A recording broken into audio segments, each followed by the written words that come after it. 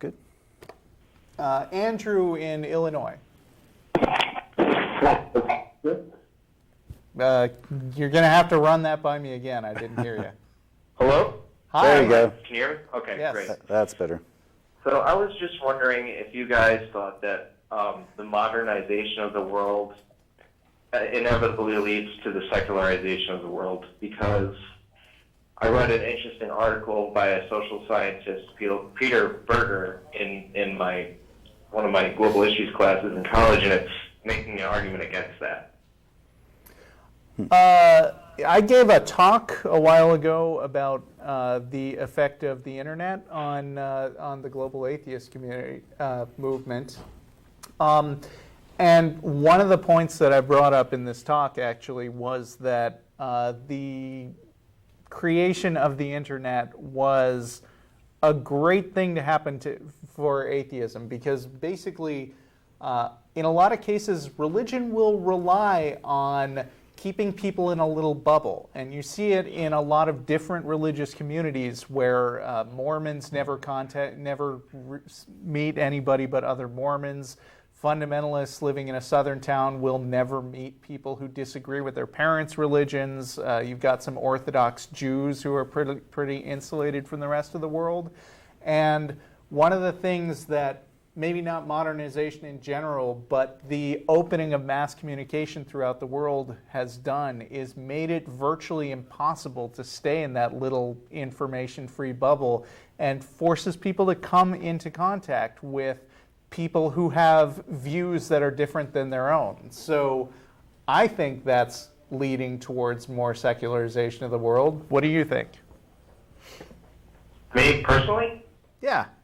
Okay, well, the argument made against it, I'll just lay this out so I can kind of give the counter, is that fundamentalism is actually on the rise, and there's a counter-secular movement, and that other than in Eastern Europe, in places like, or I guess it's Western Europe, in places like Sweden and the Netherlands, and they're one exception to this, and the other exception is the global elite, I guess, media and academic elite, scientists as well. These two exceptions are the secular groups, but everywhere else, fundamentalism and religion has been on the rise, according to Peter Berger in this article. Well, you know what else is on the rise? People identifying with no religion at all. So, I mean, it could be that the world is getting more polarized with religious people retreating to their respective corners and sort of bunkering down and becoming more fundamentalist, while at the same time people who are maybe on the fence are just jettisoning the religion altogether. That could be happening. Yeah, actually, it does make the point that you expect religions that adapt to modern values to thrive and be more noticeable, but it's actually the fundamentals that refuse to adapt that are on the growth, and the adapting are kind of fading into this. What I see every day at my college, I feel like there's these people going around that say they believe in God that don't. You know, I really don't think they do. I think they believe it in the sense that it's the majority of them just kind of use it as a blanket, a security blanket belief that they never challenge, and those are the non-fundamentalist people, and I could understand why those that are adapting would start to lose. You know, if you don't literally believe in Adam and Eve and that story, it starts to kind of slip into what are you talking about? You know what I mean? Like, you're not really a believer in your own religion.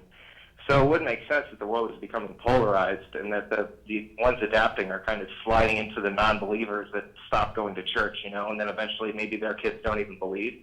Right. I could see that. And one of the scary things is that it's talking about fundamentalism being exported at such a heavy level from specifically North America. Evangelicalism is replacing Catholicism in South America. That's kind of crazy because but let me give you a little bit of an optimistic spin on that. The reason that fundamentalism has to export to other countries that maybe haven't encountered it before is because the marketing is failing here in the United States, and they're just running out of new people to pitch to. And I think it sucks for those other countries, especially countries like Uganda, where fundamentalism winds up being actually deadly in some cases. But I mean, they may just have their own period of coming to terms with the modern world to deal with. Yeah, it's an interesting argument all around. Just I think there's a pretty complicated relationship, but I personally do believe that as the world becomes more connected, like you said, ideas will be shared, and maybe they won't give up a belief in a God, but they would probably challenge their own specific beliefs, right? So, I mean, that's the first step, I think, honestly. Yeah, it is complicated. I'm not so optimistic that I think that religious fundamentalism is on the brink of death right now. Sure. But I do think that some of this heightened aggression is kind of a fear reaction to the recognition that they're losing ground overall, and I think you see it in major religious apologists like Josh McDowell has explicitly said that you need to be careful of the internet. It's an enemy of religion, and I agree with him. Yeah. Yeah, that's what I see happening in the United States for sure, is that, maybe they're bunkering down because of that, but a lot of the mainstream church denominations are adapting, whether it's women in the clergy or gay marriage or, lots of different social issues. I see churches in the United States adapting and, changing as the populations change. And so I'd be interested to read the article because I don't see that happening. That's not my gut feel, at least here in this country. Yeah, I could give you the title. It's The Desecularization of the World, A Global Overview by Peter Elberger. I'm not sure. You can probably find it based off of that information. But okay. Thanks, I'll look that up. If I could ask, excuse me? I said thanks, I'll look that up. Sure. If I could ask one more question on kind of still related, but shift the discussion a little. Okay, sure. But make it quick. We've got other callers. Sure, real quick. If I was a believer that doesn't do anything to force my beliefs on other people, and I got a large amount of personal, centering and self-satisfaction out of that, but I obviously didn't believe off of things that were evidence or logic or reason, can you give me a moral argument against making that person change their beliefs and possibly shaking their life up? I don't really go around trying to make people change their beliefs. I would like a moral argument. If you could. I do think that people who are willing to believe in some kinds of false things are susceptible to being convinced by other kinds of false things. The main reason to be careful of religion is because they could believe something that hurts them, that winds up hurting them or the people around them. Like, for instance, Jehovah's Witnesses who don't believe in blood transfusions. Or, they could push their beliefs in such a way that it's oppressive to non-believers. Now, you just specified that this particular hypothetical religious person doesn't do either of those things. But I think that someone who has a particular kind of gullibility in one part of their lives might easily make the transition into gullibility in other things that could bleed into the harmful areas. Okay, well that definitely works for me. Anything to add?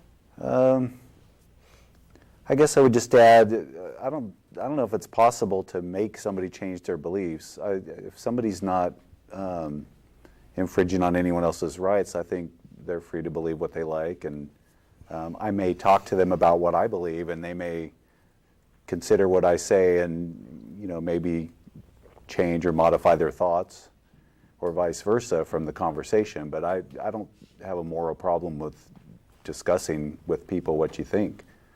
Okay, that makes a lot of sense. I think if you forcibly, and governments can do this, if you forcibly tell somebody they can't at least practice what they believe, if not try to be the thought police and